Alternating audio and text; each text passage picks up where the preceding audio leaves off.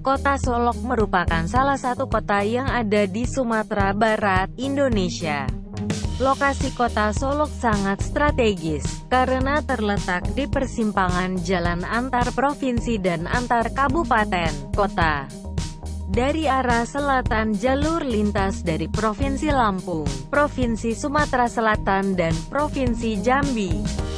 Kota ini merupakan titik persimpangan untuk menuju Kota Padang sebagai ibu kota Provinsi Sumatera Barat yang jaraknya hanya sekitar 64 km saja.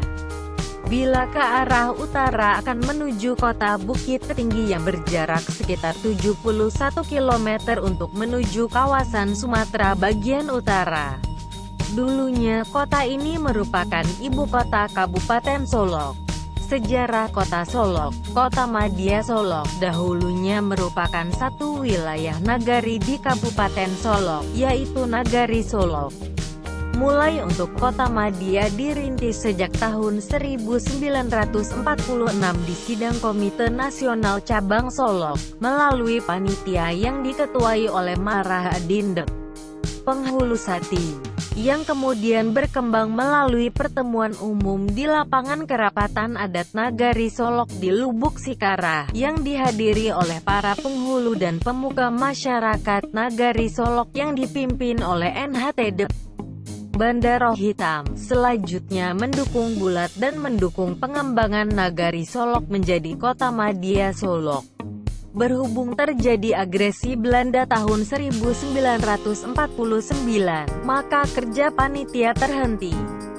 Dan setelah terbentuk pemerintahan darurat pada bulan Mei tahun 1949, maka kepanitiaan dilanjutkan oleh suatu panitia kota kecil.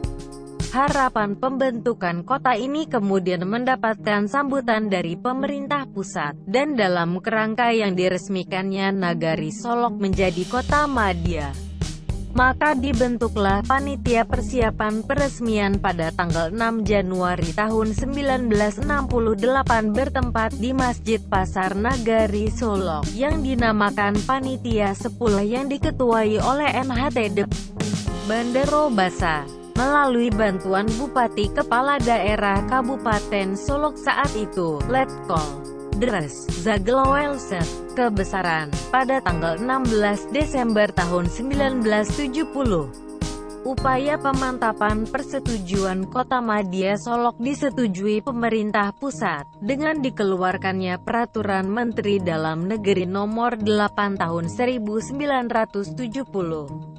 Tentang pelaksanaan pemerintah Kota Madya Solok dan Kota Madya Payakumbuh. Kota Solok akhirnya diresmikan tanggal 16 Desember tahun 1970 oleh Menteri Dalam Negeri yang pada saat itu dijabat oleh Amir Mahmud. Dengan terbentuknya Kota Madya Dati 2 Solok, maka dikeluarkanlah Surat Keputusan Menteri Dalam Negeri Nomor Pemda 7, tanggal 9 Oktober tahun 313 tanggal 23 November tahun 1970 diangkat Dres Hasan Basri sebagai pejabat kepala daerah yang pertama.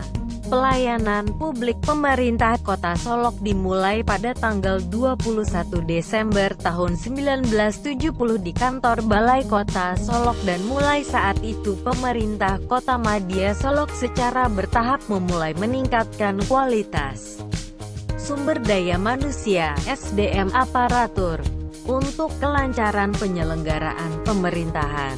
Wilayah Kota Solok berasal dari salah satu wilayah adat, yaitu Nagari Solok berdasarkan Peraturan Menteri Dalam Negeri Nomor 2 Tahun 1966.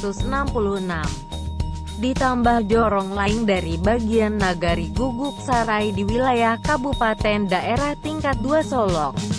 Dalam usaha penyempurnaan dan kelancaran pelayanan publik di pemerintahan daerah TK 2 Kota Madya Solok, maka dikeluarkanlah Surat Keputusan Nomor 21 Des. Wako 71 tanggal 10 Maret tahun 1971 tentang pembentukan 13 resort administrasi, yaitu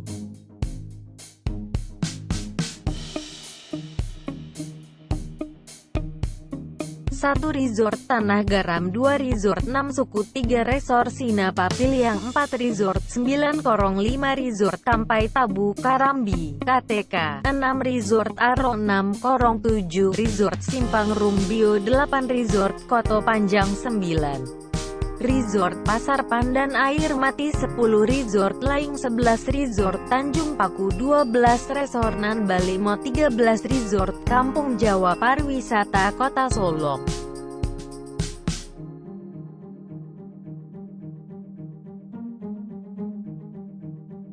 Terdapat beberapa objek wisata yang termasuk dalam objek wisata alam atau objek wisata yang terdapat di 2 kecamatan.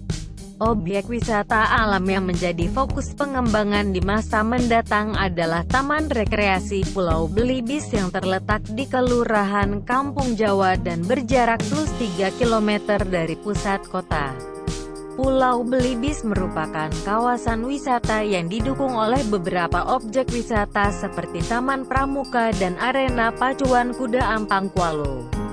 Pada kawasan ini terdapat telaga yang cukup besar dan hidup seperti unggas yang dinamakan burung belibis.